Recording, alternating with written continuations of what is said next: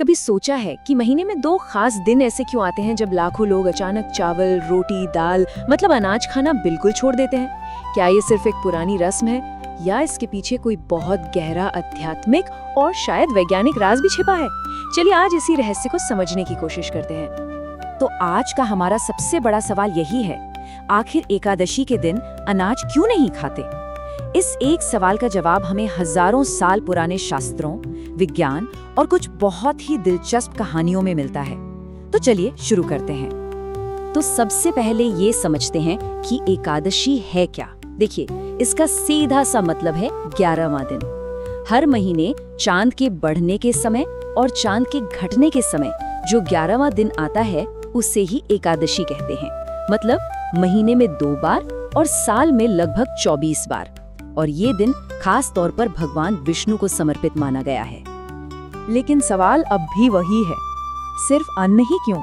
मतलब फल खा सकते हैं, दूध पी सकते हैं, सब्जियां भी खा सकते हैं, तो फिर चावल, गेहूं और दालों पर ही ये पाबंदी क्यों?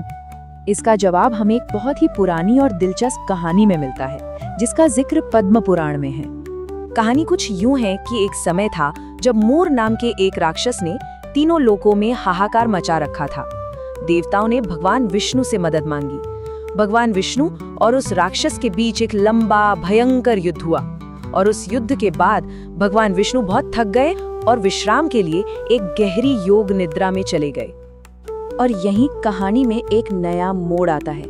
मुर के शरीर से एक और दैत्य पैदा हुआ जिसका नाम था पाप पुरुष। अब जरा सोचिए, ये कोई आम राक्षस नहीं था, बल्कि दुनिया की सारे पापों का एक साकार रूप था। और उसने सोते हुए भगवान विष्णु पर हमला करने की कोशिश की। लेकिन तभी एक अद्भुत चमत्कार हुआ।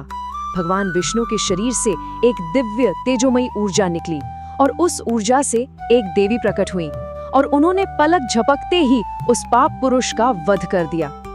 जब भगवान विष्णु अपनी निद्रा से जागे तो वो ये देखकर बहुत प्रसन्न हुए। उन्होंने उस देवी को एकादशी नाम दिया और ये वरदान भी दिया कि जो कोई भी इस दिन उपवास करेगा वो सभी पापों से मुक्त हो जाएगा।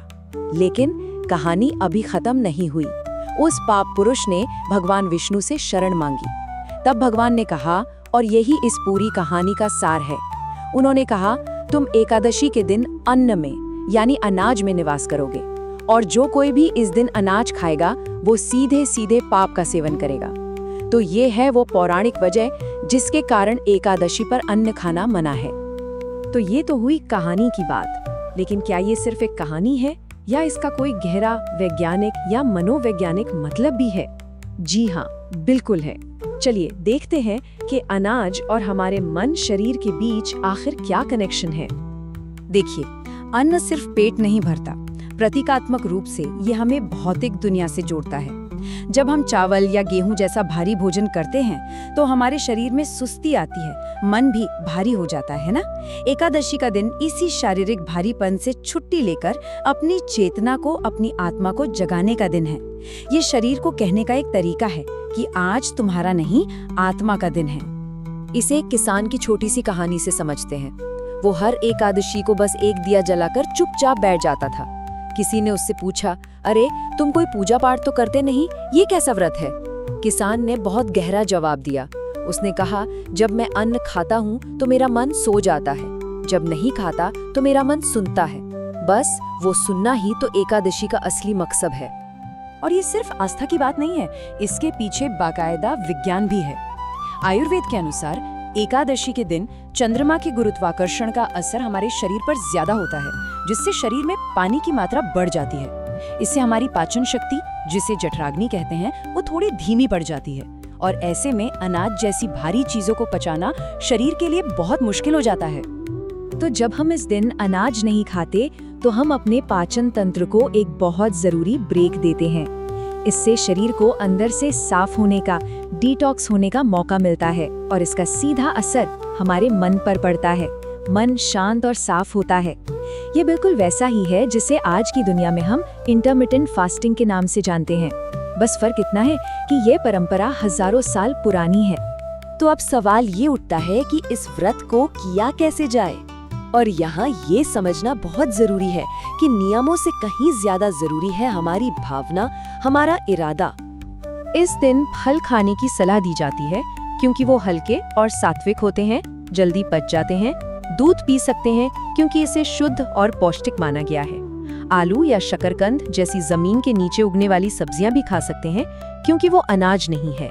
मतलब मकसद खुद को भूखा रखना नहीं, बल्कि सादा और हल्का भोजन करना है। शास्त्रों में राजा अम्बरीश की एक कहानी आती है। वो एक महान राजा थे, फिर भी पूरी विनम्रता से ये व्रत रखते थे। उनकी कहानी हमें यही सिखाती है कि एकादशी का मतलब दिखावा या अहंकार नहीं है, बल्कि ये हमें विनम्रता और अनुशासन सिखाती है। इसे ऐसे समझिए, एक कहावत है, जैसा अन्न वैसा मन, और जैसा मन होता है वैसे ही हमारे विचार होते हैं, और जैसे विचार होते हैं वैसे ही हमारे काम यानी हमारे कर्म होते हैं। एकादशी पर हल्का भोजन करके हम इस पूरी चेन को एक ब्रेक देते हैं। ये एक तरह का स्पिरिचुअल रीसेट बटन दबाने जैसा है। अब एक सवाल जो बहुत से लोगों के मन में आता है, क्या ये व्रत रखना सबके लिए जरूरी है? क्या ये कंपलसरी है? इसका सीधा और साफ जवाब है नहीं। भक्ति या कोई भी आध्यात्मिक अभ्यास कभी भी जबरदस्ती से नहीं होता। अगर कोई बीमार है या किसी भी वजह से व्रत नहीं रख सकता तो इसमें कोई पाप नहीं है, क्योंकि नियमों से कहीं ज्यादा जरूरी आपकी भावना और आपका इरादा है। तो ये सब तो हुई पुरानी बातें, लेकिन आज के इस भागदौड़ भरी जिंदगी में इस व्रत का क्या मतलब है? ये आज हमारे लिए जरूरी क्यों है?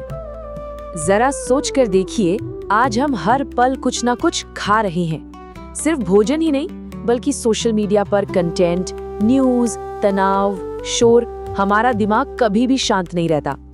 एकादशी हमें इसी लगातार खाने की आदत से एक दिन का ब्रेक देती है। ये हमें रुकना सिखाती है। इस बात को समझना बहुत जरूरी है। एकादशी का व्रत पेट को खाली रखने के बारे में नहीं है, ये मन को परमात्मा के स्मरण से भरने के बारे में है। ये कोई सजा नहीं, ये एक शुद्धि है, एक प्यूरिफिकेशन है। तो आखिर में बात बस इतनी सी है, जब हम एकादशी पर अन्न छोड़ते हैं तो हम असल में कुछ खोते नहीं हैं, बल्कि हम अपनी चेतना को, अपनी जागरूकता को वापस पाते हैं। तो बस इसी एक विचार के साथ आपको छोड़े जाते हैं कि कभी-कभी हमारी शरीर से ज्यादा उपवास की जरूरत हमारी आत्मा को होती है, और एकादशी हमें बस